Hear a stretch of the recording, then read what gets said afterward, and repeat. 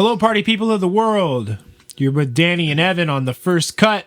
What's up, Evan? What up? It's What the up? first cut. The First Cut.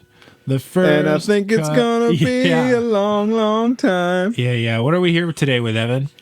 This is a smorgasbord of jazz. Yeah, I would say jazz too. This time it's the buffet table of jazz. Yeah, this time it's personal. Let's go ahead and get started. Our first pick is the Sarto Klyn V. First track, Weepin' For, from the album Disappeared. This band is from the UK. Evan, would you like to talk about this band that you found? So I think it's probably healthiest to start off with this pick. Why? Because it's rip the Band-Aid off. It's quite depresso. It's very, very moody. Yeah. And so if you're already inclined to bouts of weeping and self-loathing, this will help you just really kind of like make you feel that way. Yeah, but don't self-harm. That'd be cool. Don't do that. No, but yeah, for real. So yeah. Obviously kind of a darker pick. You know, I kind of like originally enjoy it. I really like it too, for a lot of reasons. A lot of things I want to talk about. But I think it's nice to start off with kind of the darker piece, because we kind of go to some different planets with my kind of hastily thrown together list. I kind of originally just wanted to go with just dark jazz, but I don't know.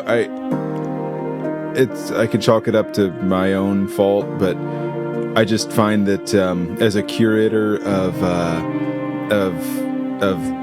lists and picks and artists on Bandcamp, sure. I wasn't having the best of time finding things that met all the criteria. Is that what we do? I suppose so. Okay. Yeah. But this is where we're gonna start. We're gonna start with the sad, kind of more melancholy and introspective. I love playing fast and loose. And I don't think it necessarily starts off sounding very like jazzy per se. Of course, it's got the horns and stuff. Well, I mean, it's very almost sensual to a degree, but sultry. But that's the thing, man. Like jazz isn't one fucking thing. Like, I get that a lot of people want to think that it is. Yeah. Like, when they think of jazz, they think of like that freeform jazz. They think of fucking like Miles Davis, or they think of fucking John Troll. I know. John Troll. It's like, what is jazz? And it's like, have you ever heard Kind of Blue by Miles Davis? Yeah. That's jazz. It's like, well, there's a lot more to it. No, I mean, jazz is very, very broad spectrum. Yeah, but I think this pick definitely like stuck out to me because, I mean, come on, the album art, come on. This might be the album art is fucking sick. It's really cool, and I think that honestly it reminded me so much of like something Steven Wilson would have done. Oh yeah, would do. Rest in peace. No. Yes. Steven Wilson died apparently right as we were making that joke. Fuck, I would feel disgusted if I see that on the phone later. Yeah. Fucking A. Honestly, hearing about Neil Peart passing away really floored me. Sorry, Neil Peart, as Mr. Trunk will tell you his name is. His name is apparently Neil Peart, not Pert, despite the fact that everybody says it that way. But his passing, that really had me fucked up. Mm-hmm. So, this is kind of dedicated to Neil Peart. Yeah, appreciate it. To a degree. But yeah, so like, so it definitely the artwork and stuff and aesthetic, whatnot, reminds me of Mr. Wilson and his loyal team of artists he likes to work with, such as Lasse Hoyle and Jess Cope, that's her name. And here we go. I know the little drums in the background are super fucking moody. I love it. And the support is not like incredibly high. It's like 27. So it's kind of just like, yeah, man, like check this out. I think the Sarto Klyn V. That's a great fucking interesting group. Name. Yeah, it's interesting. I'm not sure what it means, but it's a pretty not necessarily easy to remember either, but I mean, but Sarto Klyn sounds like a Star Wars. It does. Wow. Yeah. Yes, it kind of like looks like that could be like a Star Wars character on the front too. Yeah, kind of. Yeah. Darth Klyn. Yeah, but that's what I just said. The fifth of his name. Yeah, the fifth of his name. But yeah, the Sarto Klyn V. Anyways, but that's what I was gonna say a minute ago. Was like, just because this isn't like super upbeat, and it might not be immediately what you think of when you think of jazz. It's still definitely jazz. Like, there's a lot of jazz that is really, really downbeat. And granted, this is much more downbeat than most downbeat jazz that I've heard, but fucking, it exists. It definitely exists. And hey, man, maybe that's the thing, is like, if you're not super into jazz, maybe you'll hear this and that'll ignite your fucking planeswalker spark of musicality, and you'll be like, you know what? I think I really need to get into like downbeat jazz, because it's a world that I think is really often it's often like underappreciated and like overlooked. Yeah. And I almost said underlooked and overappreciated. Like, wait a minute. Overlooked and underappreciated, because people that like jazz don't typically gravitate towards the sadder side of jazz. Yeah. I feel, because typically that's the big like separation of when you see people in that world. You think more like if they're Giant Steps or something. Yeah, but what I was going to say is, like, for someone who's like, yeah, I want something that's more sad and really hits me in my soul strings, then they go towards blues. And those two have a fairly good balance of being similar and dissimilar and this and that and whatever. But yeah, most people who are sad gravitate towards blues, whereas most people who are more, I don't want to say manic, but, you know, more in that like happy, like, yeah, let's have some energy, let's do shit, typically go towards upbeat jazz. But downbeat jazz, yeah, it's still definitely a thing, and it's really, really wonderful when you. I wouldn't, yeah, you know, and I like, as I said, the list is kind of all over the place. Yeah. I definitely wouldn't say I have any bebop on here, which I would have loved to have found some good bebop. But the great thing with a jazz list is, I mean, you can make the show just about jazz and it would never end. I mean, there's so much jazz to explore; it's ridiculous. Yeah, that's so true. This will obviously be the first sequel in a long franchise of jazz. But because there's lots of cool jazz to explore. But you know, this list is it's got some interesting turns, I think. I used to play jazz music. Yeah, that's right. Yeah, I was lead I tried to play one of his saxophones one time. It was Did you? A miserable failure. I could teach you sometime. It was I think it was alto sax. Hard. Yeah. Alto's easier than the tenor. I was like, how hard can this be? I put my mouth on it, and I went. It's just because you haven't established your embouchure shape yet. Nothing came out. Once you get it, like once you're like, oh, I know how to make a doot consistently, then like it's not that hard. The only thing is really like, I mean, there's certainly more to it than that, but like in general, like once you can actually make the tone the right way, and you're like, oh, this clicks in my brain. This is how I'm supposed to put air into this thing to make it work. Once you can do that, then it's not that hard to figure the rest out. It's just remembering what button combinations make what note, and then of course, using your embouchure to stay in tune or add emphasis. And emphasis, what's the term I'm looking for? Syllable. I mean, emphasis is right, but that's not the word I'm looking for. Well, whatever. Anyways, I mean, we can certainly make that happen. I've been wanting to expand my repertoire of instruments, because I can, as you know, I can play. I wouldn't say a lot of instruments as a musician, but I think a non-musician would say that I can play a ton of instruments. I think it's like 10 maybe, but my big thing is I've never experimented with brass instruments, and I really want to do that. Yeah. But that's like the only territory I've never gotten into. I've never played a double reeded woodwind either. So there's that, like an oboe or a bassoon. but saxophone, flute, clarinet, fucking.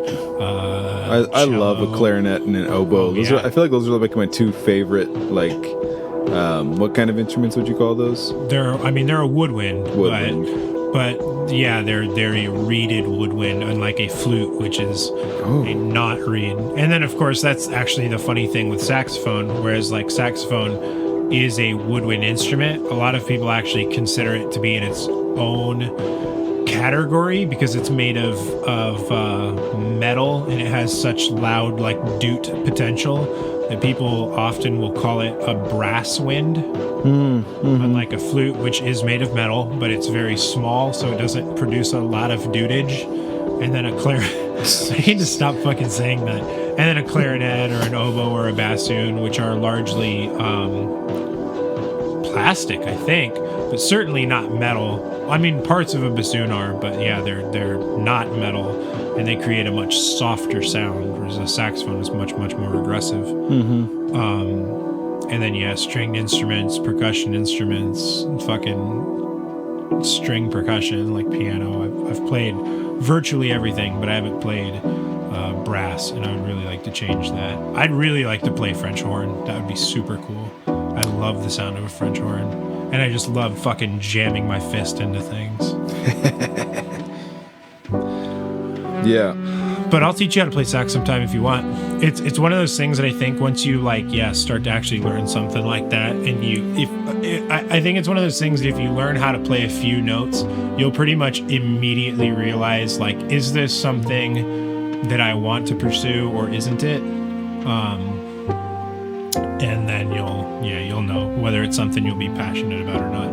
But the other fun thing about a lot of those instruments, and yeah, certainly a saxophone, and then here's the funnier thing too, a saxophone is it's dependent on which one you pick up, is they're not a C standard instrument, which is the only type of instrument that you're used to playing. So that would be super fun to put your head into those fucking gymnastics as well. I think an alto saxophone is B flat, if I'm not mistaken. It's been a long time since I've actually looked at like real sheet music and composition. But the big thing is that, yeah, it's whatever notes you generate are like relative to a C standard. That's not what I mean. A C instrument. So like the big thing is, like, if you play a G on a guitar, that is a G. But if you play a G on a saxophone, it's not a G. So it's like Celsius and Fahrenheit. Yeah, kind of, except that every fucking instrument has a potential to be in a different key. So yeah, you'll learn like, oh, this is a G on saxophone, but on a guitar it's actually fucking, well, let's just say C. Because I can't remember exactly what it is right now. I don't have a copy of the fucking Circle of Fifths put onto my wall. I should just get it tattooed onto my arm so I never forget. I plead the fifth? Yeah. But that's the thing, is like all of those notes will like correlate in that way, that they're a G on that instrument, but not on every instrument. So it is different. Whereas, yeah, the C is more of the standard. So pianos are in C, all mallet percussion are in C, guitars, bass, I think all orchestral string instruments are, but I'm not positive on that. So I'd need to check. But yeah, I think really most instruments in general are in the key of C.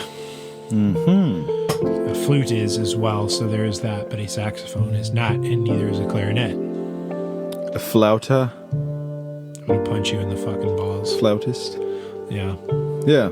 So that's why when you I'm sorry, I might be getting really nerdy for a lot of people, but you know, like, what better time is there to talk about it than listening to jazz? Yes. When you had me record saxophone on your song, Fire Speaking? That's the one. When you had me record saxophone on your song, I said, give me the notes that you're playing, and then I had to transpose it. And that was why. Like, I had to sit down and say, okay, well, this note is actually equal to this, and this note is equal to this. And I had to sit down and I had to figure all of that out before I could play it. Because you couldn't just be like, oh, it's C, E, F sharp, E, C, you know, B. Like, I'd be like, that's fucking alien to me on a saxophone. So I needed to sit down and actually figure all of those notes out. And then, of course, from there, then I tried to take that, figure out what scale it was in, and then harmonize that. And that was, that didn't work out. But I wound up playing in unison, not in harmony, but it still sounds really good, in my opinion. I would obviously highly implore anyone who's interested to go and check that joint out, because that's probably like one of my favorite songs I've ever written, and it's from my only true album that really exists at this point in time. Right. So I think the saxophone came out really beautiful, Thanks, especially with all of my work on it when I stuck my Space Designer on it and whatnot. Yeah. And but see, that's what I mean. If I teach you to play saxophone or clarinet or whatever, then like that's fucking your world from there. You know what I mean? So you're saying like teach a man how to fish or something? Yeah, exactly. And I'm not saying that to say I wouldn't be glad to be featured on any of your albums or songs from here on. I totally would. But I also mean that if you learn the instrument, then, you know, you don't need me, and B, you'd have a better understanding. Plus, I mean, like, I do think you'd really enjoy clarinet if given the chance. Well, yeah, I absolutely love the sound of like a clarinet ensemble or like a clarinet. Like I remember, well, I don't know. I've just heard like a lot of music with like clarinet, oboe, and like viola. Sure, yeah. God, and just like for some reason those like sounds all together Viola just, like, Davis are just so beautiful. Yeah. And I really love like klezmer music, like traditional, you know, Jewish music. And obviously that's big on clarinets. Yes, it is. Beautiful. That's true. But yeah, I played jazz band in high school. I was lead alto, if you can believe that. Yeah. I was too into skateboarding. Yeah. Which I do really regret now. I mean, no regrets, of course. But it's just like, all the time I was just like trying to do kick flips and shit on my stupid skateboard. I could have been like learning sheet music and like actually making myself more knowledgeable. Bro, it's never too late. It's never too late. No, it's never too late. No. But no. But did I send you that video on speaking of jazz and sheet music and everything else? Did I really need to stop burping on the podcast. I'm getting tired of it. Damn it. Did I send you that video of the Black Page breakdown by Frank Zappa?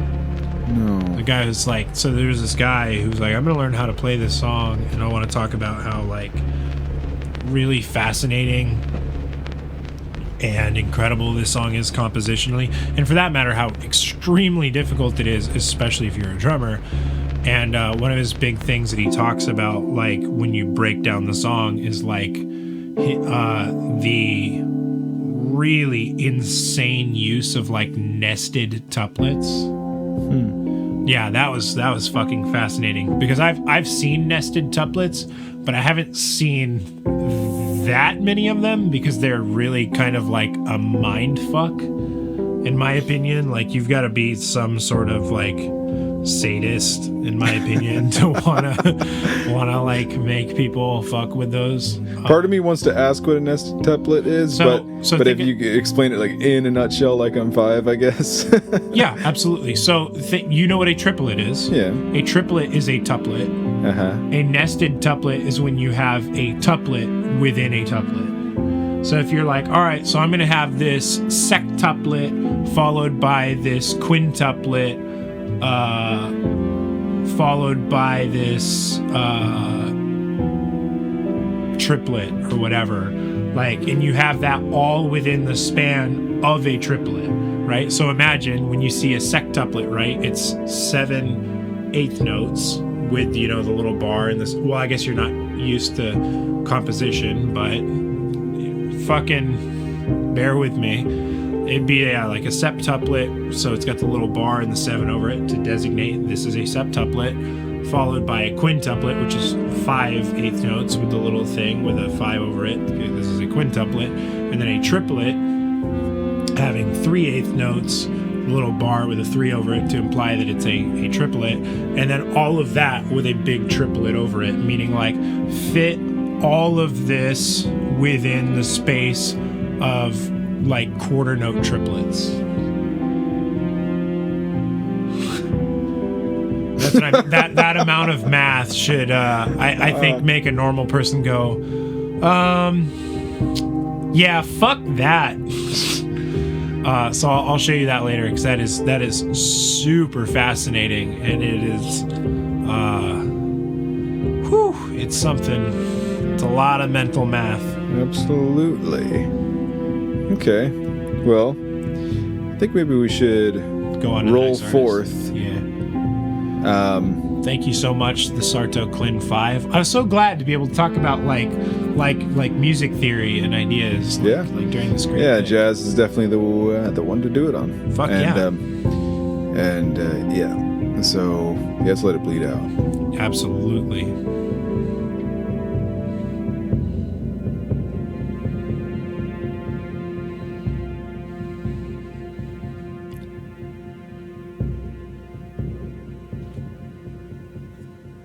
Next pick in the list, Zakk Jones with Mise en Scene. Probably. I think that's what that is. Probably. I'm not incredibly smart. All right. So we'll start with the first track down here. Yeah. Here it is. Banana fish. That's what it is. Banana fish. You can teach a man to fish, but you can't teach a banana to fish. Or a fish to banana? That's one of my favorite adages, actually, yeah. What? Teach a man to fish? Well, you can teach a man to fish, but you can't teach a banana how to fish. Yeah, that's I think true. the meaning is so subtle that I think that, like, cultures throughout society have used that phrase. Yeah. No, it's to warn their young from, What? To warn their young of what? To warn their young of dangers, incoming danger. Right. Watch out for them fucking banana fishes, dude. Or any kind of curved yellow fruit, really, you want to watch out for. It has fins and gills. It'll eat your toes. They'll eat your toes. So obviously, stylistically, very different. Yeah, this is more of, I think, like what I typically think of when I think of jazz. And but that's to me, not at all to say bad or it's ordinary. Like, no, it's very good. To me, it's more like jazz jam. Like it feels more like a jam kind of thing rather than just like a very structured. I mean, of course, jazz is already loose and improvisational. I understand that, but I think. This band struck me as more, it's just more, just jammy, and this pick definitely stuck out to me because again, like low support. Come on, go support them. Speaking of, that album art is fucking terrifying. I secretly just went for fucked up album art. I can see it. Yeah, I don't know. I like the album art. It's definitely I like creepy, it, but it's creepy. It is unsettling. But I think this band to me kind of crept more in the direction of like big name like jazz guitar players. I think so. Like it's more of an emphasis on that. So like Gabor Szabo is one of my favorite. He's a Hungarian guitar player. Right. And his music is quite traditional and straightforward. But this is what this kind of struck me as, and I think it's a pleasant pick. Yeah. Were you trying to pronounce the album name? Is that what I was getting? I think it's just pronounced Dave. Dave, yeah. Oh, it's just Dave. Yeah. Oh boy. All of the boys. Yeah, I don't know, man. Like, I probably don't think I would have done any better with that. So that's why I'm like, you're probably right. Yeah. Let's read their little bio thing. Oh my god, this right here? Yeah, let's read that. Are you gonna be able to read that from there? Yeah.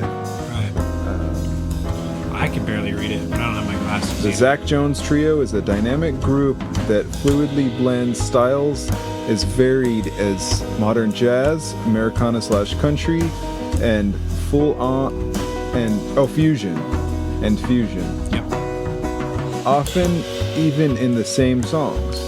What? Between unique arrangements and classic song standards and original material. I'm 89 years old, by the way.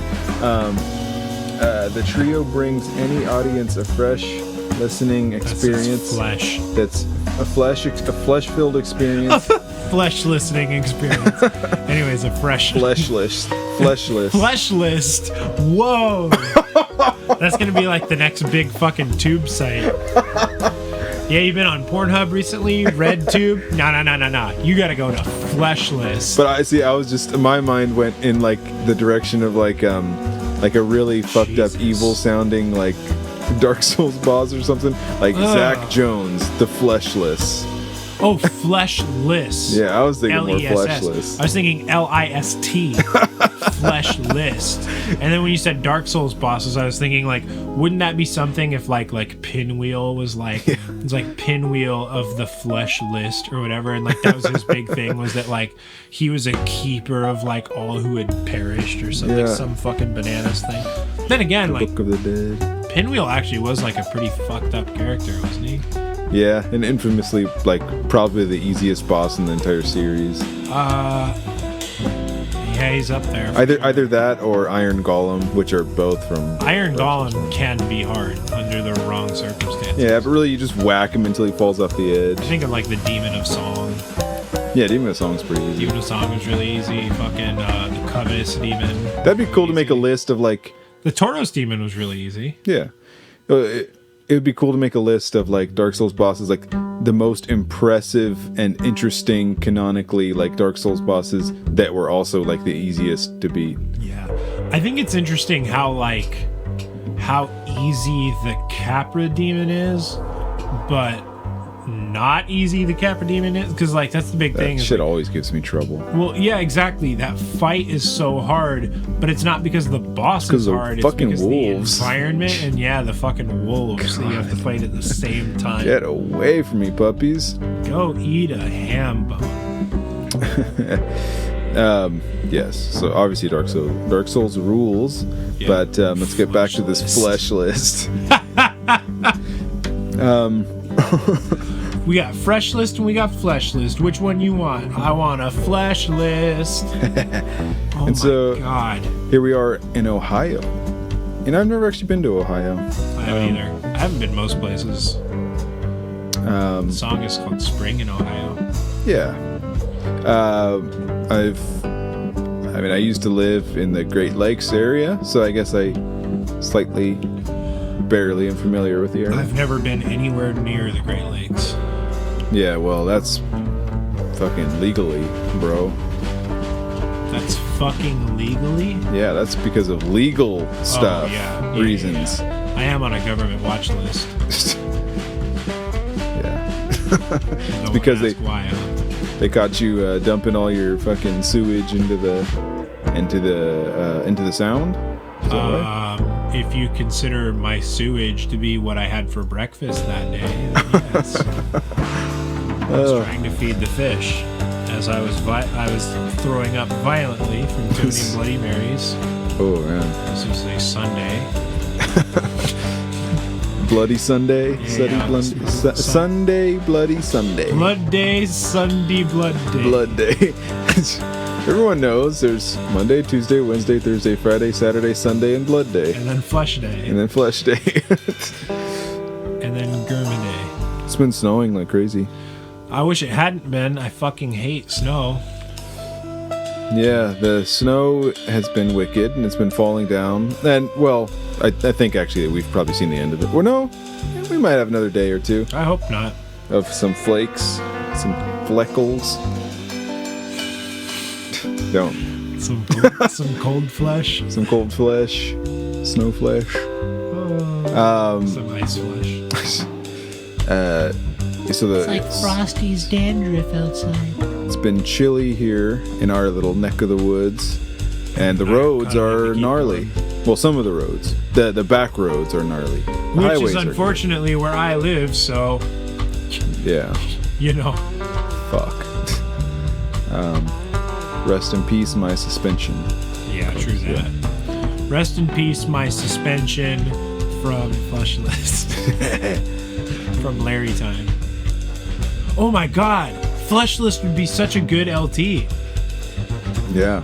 Wow. I really genuinely want to write some kind of like creepypasta or LT about like the back rooms. I'm just like so interested in the idea of the back rooms. Where's that?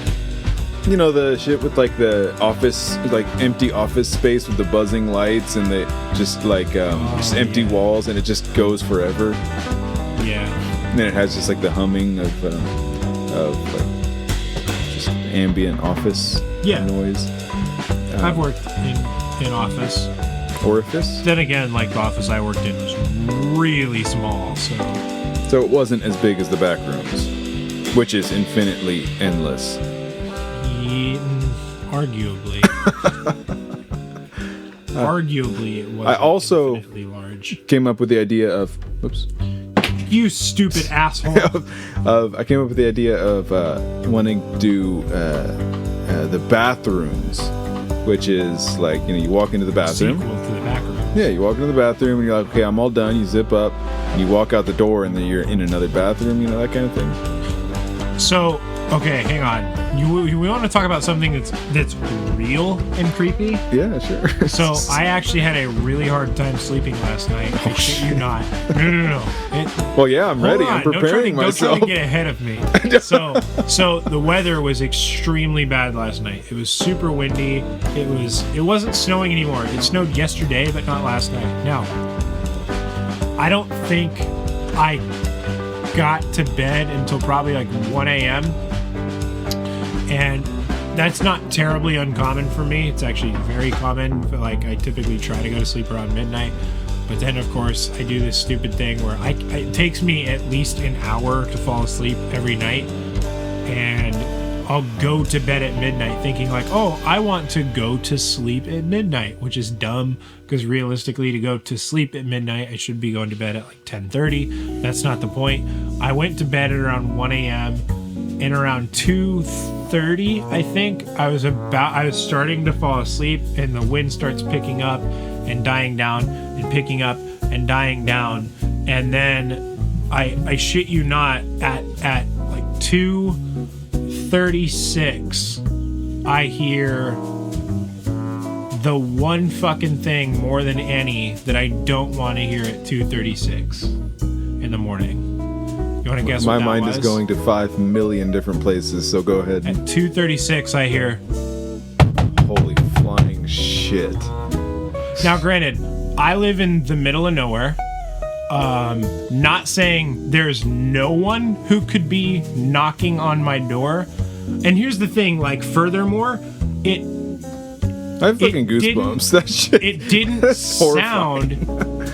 It didn't sound like someone was knocking on my door. It sounded more like someone was knocking on my window. Oh, and kill me. No! Not the one in my bedroom, but the one like right next to my door. Now, I have a door between my bedroom and my living room, which is closed, and I hear that and think, I don't know who would be wanting to get into my trailer, if it's even anyone, if I'm not just like hearing something for some fucking reason.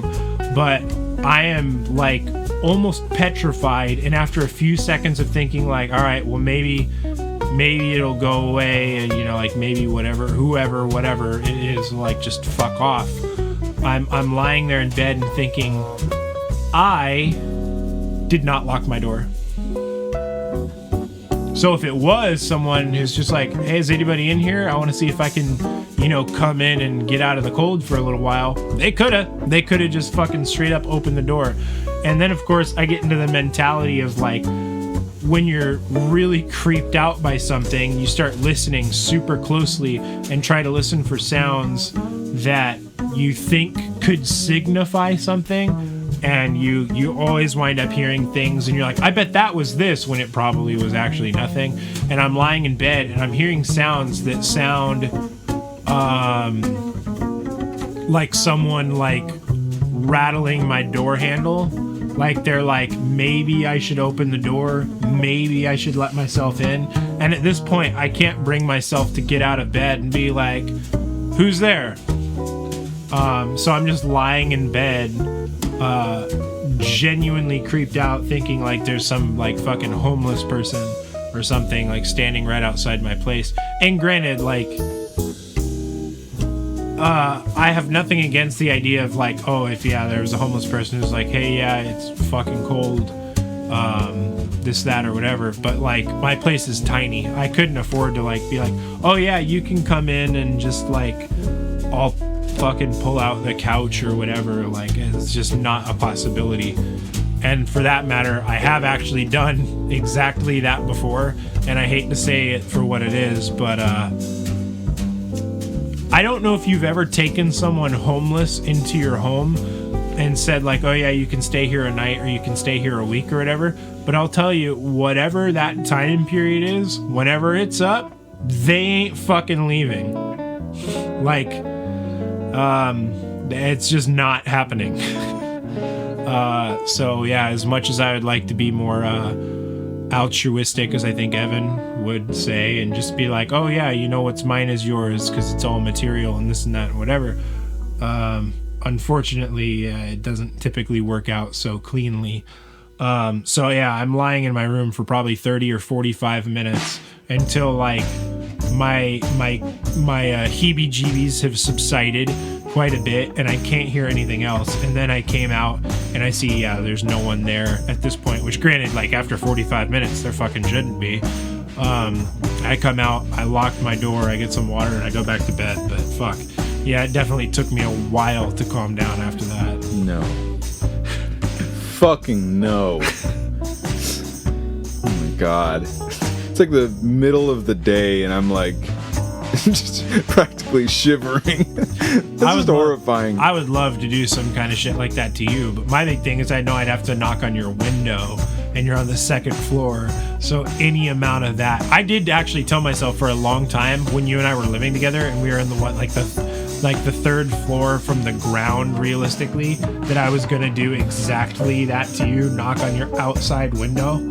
But I was gonna get like a big like cleaning like extension pole, and I was gonna jerry rig some kind of like beater to it, to where when I yanked on it, it would actually do like a kind of glove thing. Or something. Yeah, and I was gonna do that, and then I was gonna put like a cardboard cutout of like a figure like against your window, like staring in. So when you heard the knocking, you'd look out and see someone like looking like they were trying to peer into your window, and you'd just be like, nope, no, I'm fucking out of here. And I would just like fucking set the GoPro up. A lot of the time, and of course I do that while you were sleeping. I mean, I've heard like a lot of like creepypasta stuff. Sometimes I'll listen to creepypasta stories. You used to do that a lot, like right before bed. Yeah, and well, in particular, like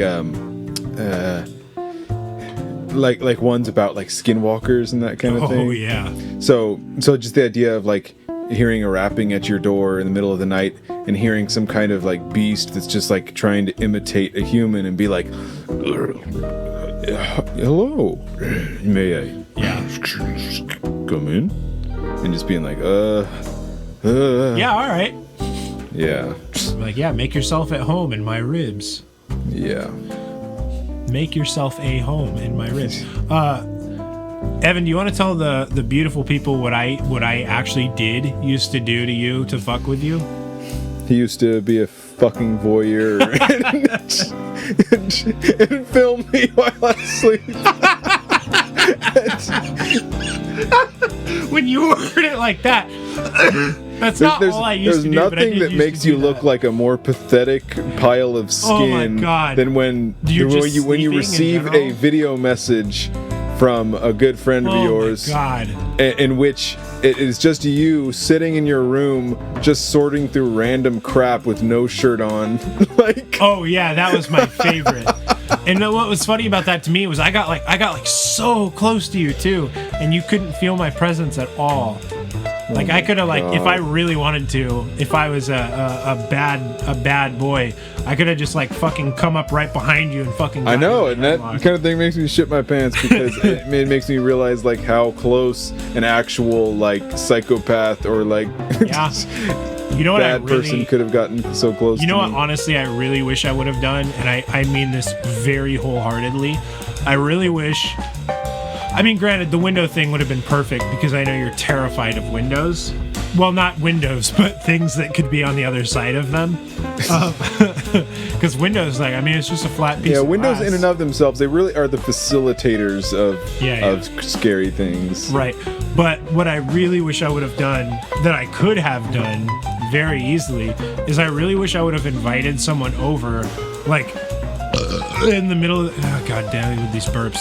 I wish I would have invited someone over to come over at like fucking 2 a.m.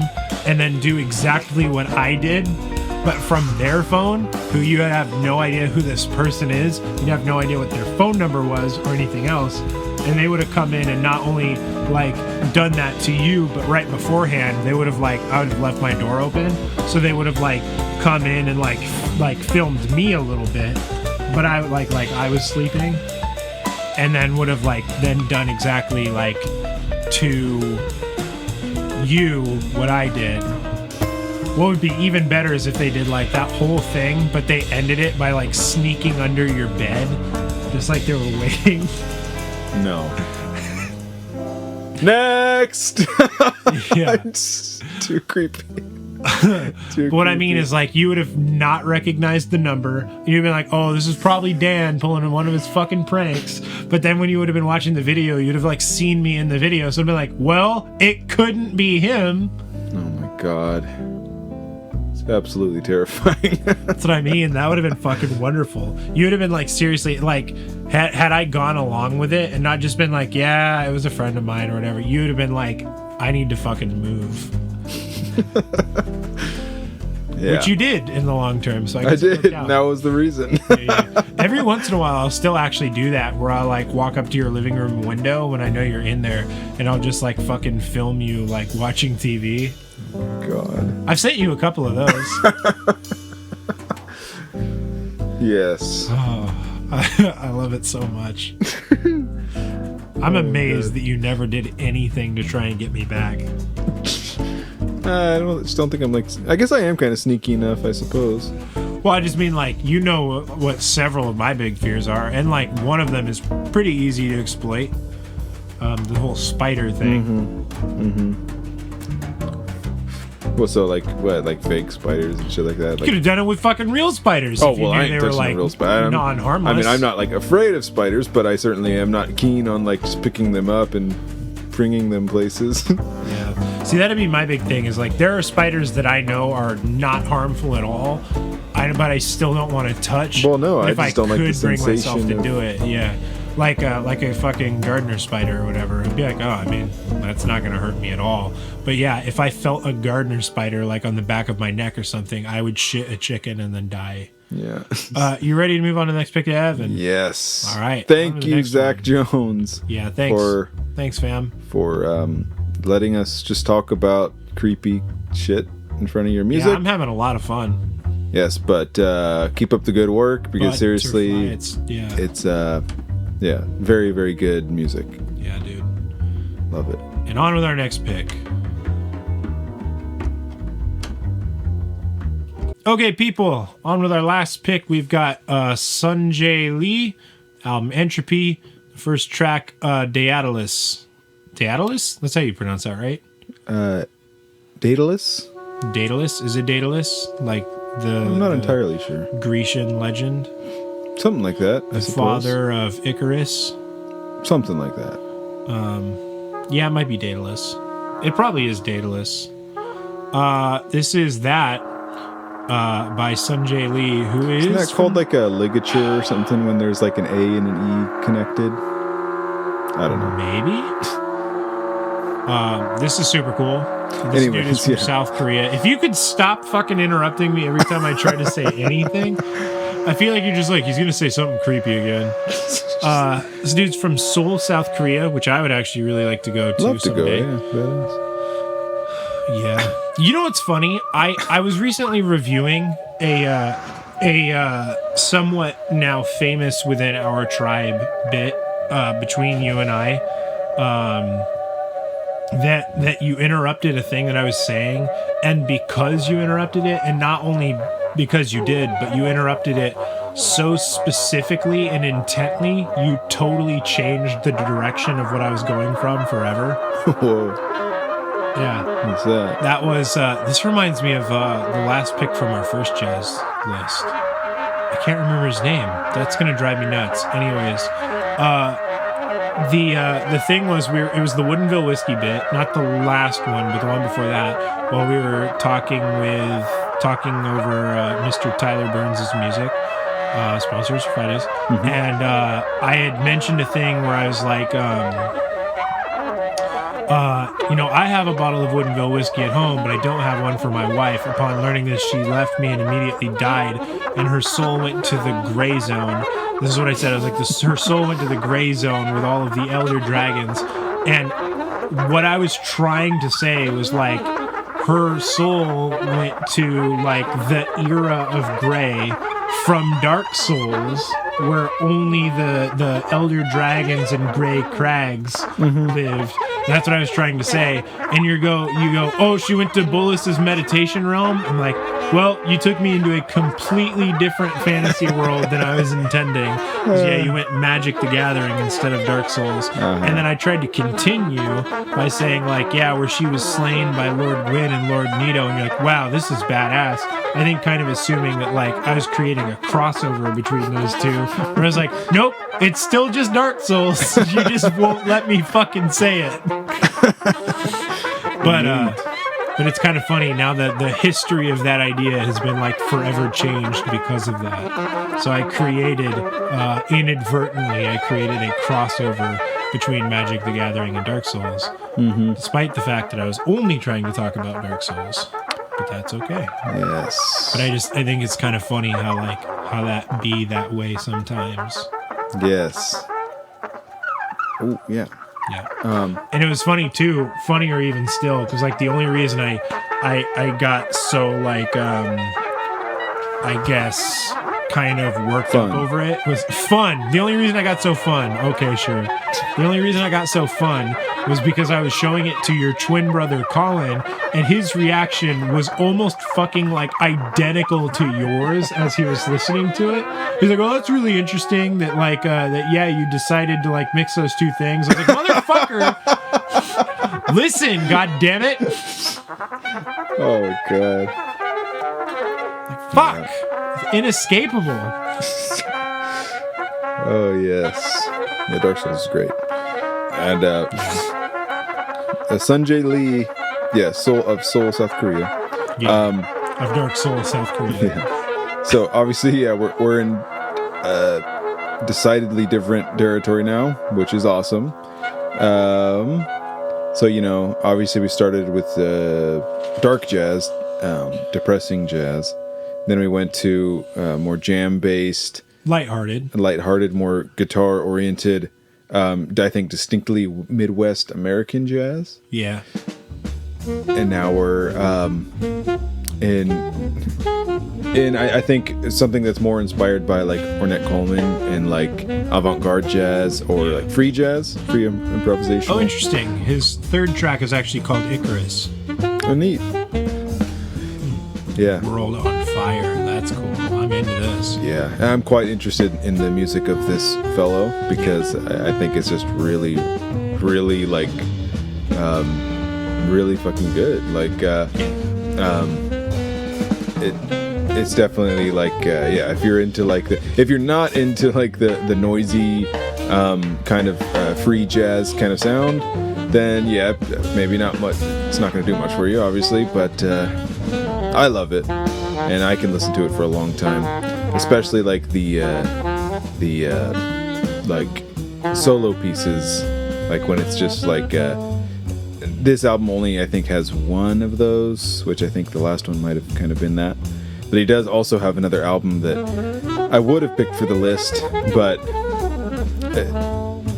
for whatever reason I didn't. But it was just like an entire album of solo saxophone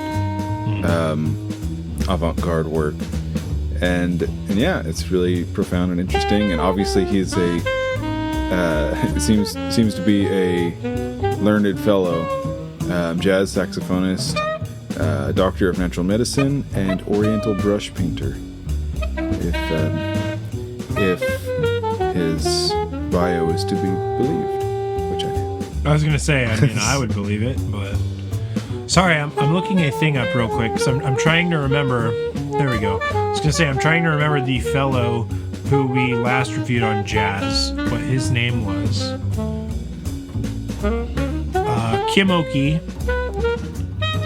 Oh yeah, the other Korean fellow. Yeah, I was gonna say he's also from South Korea, but I can't make out the name of the town where he was from. But I remember, yeah, like, well, I was gonna say that what was very interesting was that this was reminding me of his music vaguely, because his music was fairly, I mean, I wouldn't say avant-garde, but experimental, improvisational to some degree, it seems. But yeah, man, I remember thinking that shit was just phenomenal, and I feel the same way about this. But they are still, yeah, definitely two very separate, unique artists. Yeah. But for sure, if you're hearing this and you're like, I really like the feel of this, and I really like that kind of almost like that zany, like, man, what's gonna happen next? Definitely look at Kim Oki. The album that we listened to is called Cherubim's Wrath. Cherubim's Wrath, and it was also phenomenal. Yeah, and I think too that like this music actually also to a degree reminds me of a couple things. It reminds me of like King Crimson like had some experimental stuff back in their heyday. Where they would mess first around. You come up with King Crimson. I'm just kidding. Yeah, they would mess around with free improv and but like not just free improv for the sake of it, but like actually they would go to some really interesting, beautiful places. Yeah, true. And not where I think a lot of people think of free improv is just like, oh, let's just try to annoy anybody who's listening by just, you know, blowing as hard as we can on our instruments and trying to be unbeautiful. Yeah. And I think this music certainly like, I mean, just like listen to that. It's like beautiful, but it's like also very much trying to like, be dissonant. And I think that's awesome. I think that's one funny thing. I think like there's so many ideas around music, and this is one of the biggest things. I think like I do actually really like a lot of pop music of, I don't know if I'd really say of today, merely because I can't really think of any current pop songs, but just like pop music in general. But I think pop music does create a lot of like necessity in thinking of music, and one of the big things is like dissonant equals ugly, space equals boring. Yeah, and like, you know, if it's not like super alive, then it's like, it's dumb. I don't want to listen to that shit.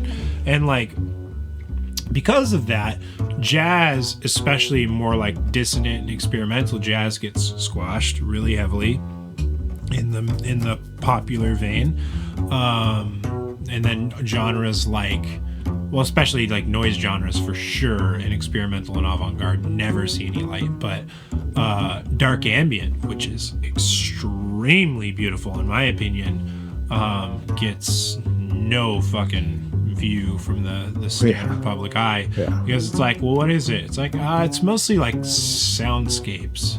It's like, well, that's boring. It's like, I mean, if you make it boring, it is. Like, if you instead just want to be like, I just want to like, you know, fill this room with like beautiful sound that like someone invented. It's like, just open your fucking mind. You know what I mean? Like, music doesn't have to be fucking Lady Jaja. You know, it doesn't have to be fucking 21 Pilots. Like, well, legally it does have to be. Well, you know what? I'm gonna make like Judas Priest then, and I'm gonna be breaking the law. Wow. Yeah, you like that one? You like that one, honky? Also reminds me of Sun Ra. Yeah. All right. And to be fair, actually, I was reading the bio of this gentleman, and I actually think he is from Boston, Mass. Really? Originally, but then moved to South Korea. Entropy is the first studio album released by Sunjae Lee since moving to Korea in 2014, featuring trumpeter Peter Evans. That's not a very Korean name. A longtime collaborator. Let's work on that name, Peter. Shush. A longtime collaborator from Sunjae's upbringing in Boston, Mass. Yeah. They are joined by regular trio members Miki Cho on bass and Jun Young Song on drums, and guest Chris Varga on vibraphone. Entropy is a celebration of randomness and chance, represented by compositions that focus on guided improvisation or indeterminate elements. The album seeks to capture the meeting point between order and disorder and the gradual progression towards chaos that is implied in the title. Yeah, man, I'm about it. Yep. Yes. I think the artwork is really cool too. I think it's hand done by the artist himself. And I obviously, as we started at the top of the said at the top of the show, I don't read sheet music, so I have no idea if there's anything of it's interesting. Yeah, I'll say that significance there, but I certainly think it looks really, really interesting. Sheet music is probably a lot easier to... Well, okay, let me step that back. Sheet music at its core is a lot easier to read than I think is probably... Sheep music? Sheath music. Sheath music. Sheet music, you fucking dick smell.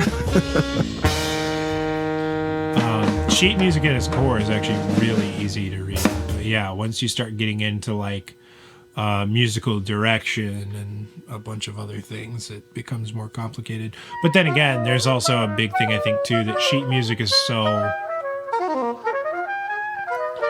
That's the biggest thing with sheet music, I think, between like any other interpretation of trying to understand or interpret music in any way, is that like there is no real interpretation to sheet music. Like, I mean, you can interpret anything any way you want, but that's the big thing, is that like sheet music is meant to be very, very specifically written to where it's like, this is exactly how the song is supposed to be.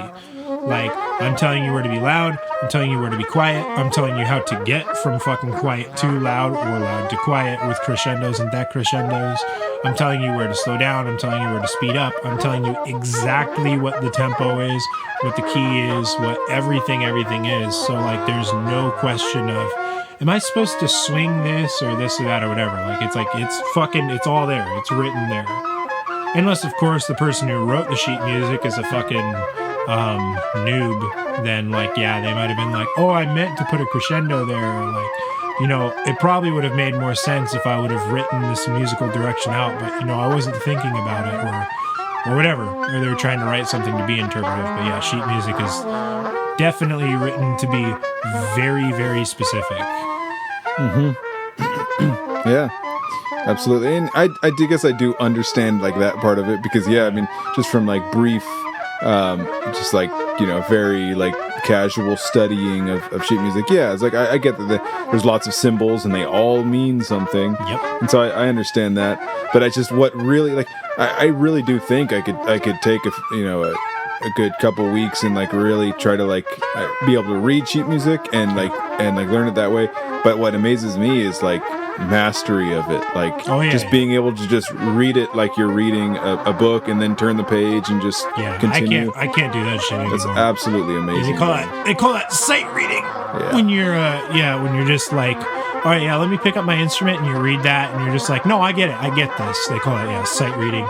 Or if you're like able to just play a piece like perfectly and you've never heard it, you've never played it, you're just like, nope, I get it. That's master sight reading, which I certainly never was a master sight reader, but I could sight read back in my day. But Master Saitama.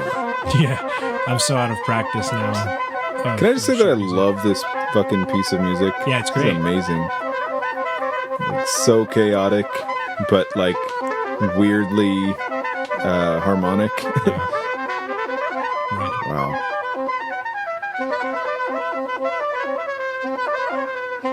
Beautiful.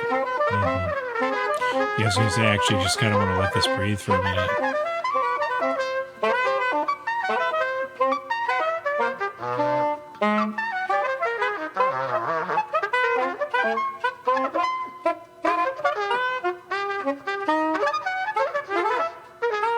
That's my big thing I'm always fascinated with in pieces like this, because it's chaotic. And I mean, granted, it's not super chaotic, but it's pretty fucking chaotic.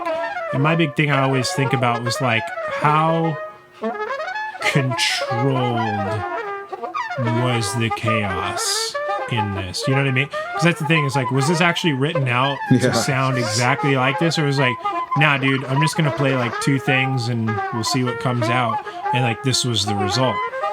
I know. That's my big thing. I always like, oh God, that fucks with me. Whenever I hear something chaotic, was it truly chaotic or was it planned chaotic? Systematic chaos. Systematic chaos, yeah. The Dark Eternal. That was Vegan Theater made that, right? Vegan Theater. You're time-stamping the video. They're talking about memes. That's all right. I know. It's the beginning of 2020. I know. They're really showing our rings I think over that, here. honestly, that meme has like become pretty dead at this point. Which is funny, too, because that's only really a meme within the prog snob community. So if you're a prog snob member, you'll hear that and be like, I get that. Vegan theater, like the go veg or die, like all that kind of shit. Like, you'll get it, but I think most of the rest of the world doesn't fucking get that meme is even a thing. Mm-hmm. So, you know. Moj. Absolutely. Nah. Yeah, I've had a great pleasure. Okay, let me just restart that fucking sentence. Jesus Christ. Yeah, it's like, I really want to see where this is going. I've made a great pleasure on the back of my knees. Because I've been sitting here. This list has been greatly pleasurable for me. And I've been really happy to sit here and listen to all these tunes. And yeah, I think I'm ready just to like let it fade out for a bit. Yeah. Just say our au revoirs and goodbyes and whatnot. I was kind of thinking that too, but man, I'm into this. Yeah, so I kind of want to give it a minute and then we can say our adieu. It's fucking sick. I wish the audience could see what you're doing. We really need to transition to video someday. Yeah.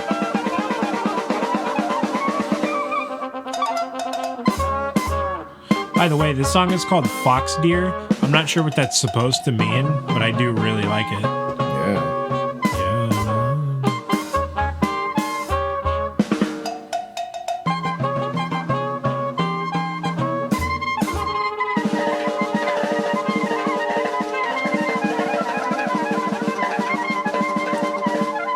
You know, anyways, people, you know,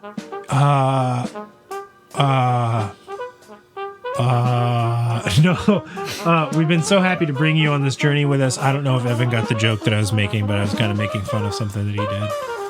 I'm not the kind of rapper that will... Yeah, that's the one. I'm not the kind of rapper that will,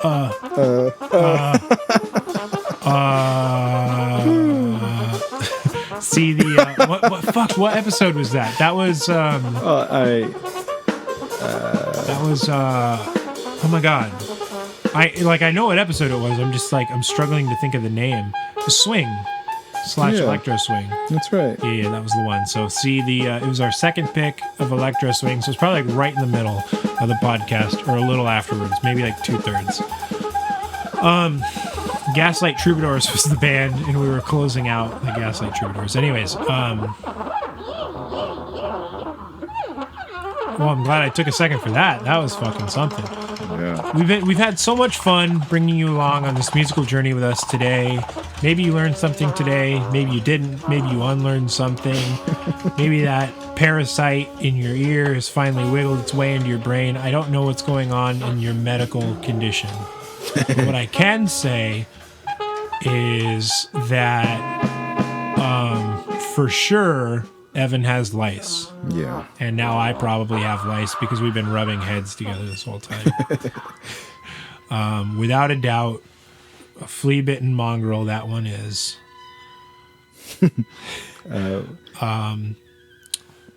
What are the usual adages we go with? Good night, good day, pluviophile. What? If you're a pluviophile. Oh yeah, because you're the demon Kevin. How is he doing, by the way? How's Kevin? Kevin's a good boy. Yeah, he's a good boy. He's doing all right. So, anyways, I don't remember what episode that was, but I'm not even going to try and say it. Right. Oh, it was Folk 2. That's what episode that was. It was in the very beginning. Anyways, good night, good day. Don't smoke meth. Only ride a white horse with a brown saddle. If you find yourself, what the fuck? White horse, brown saddle. What do you mean? What the fuck is that supposed to Everybody says that. Everybody knows that adage. You don't know that adage? Does that do something with like shitting your pants or something? No, I don't know. Maybe. If you find yourself in an Applebee's in San Francisco, don't order the Asian tacos, those wonton tacos, whatever the fuck they're called. You will get explosive diarrhea. I know this because I know a guy who works in that kitchen, and he told me explicitly that he fucks with that recipe. If you go to Tom's Diner in New Mexico, Arizona, you will get H1N1. Of course, I only had to say that because I'm like, that's not a place in Arizona. You do have to cross the astral plane to find yourself in the universe. It's a separate dimension. I don't see exists. myself being sued by a separate dimension. But hey, you never know. The multiverse theory. What if you just got like served from yourself from a different dimension? Yeah, that would be something. That'd be actually a wicked story. Listen, somebody did get H1N1 at Tom's Diner in New Mexico, Arizona. You need to chill the fuck out. So we're talking like that Suzanne Vega song? I don't think I would... What? Yeah. I don't think... Here's the thing. I don't think I would get sued over that. I do think I might get served a cease and desist. And I might receive a penalty that I'd have to pay in some fucking alien dollars. But here's the bottom line. Good night. Good night. Yeah. I couldn't think of anything else. I got pretty tapped out after that. Good night, people.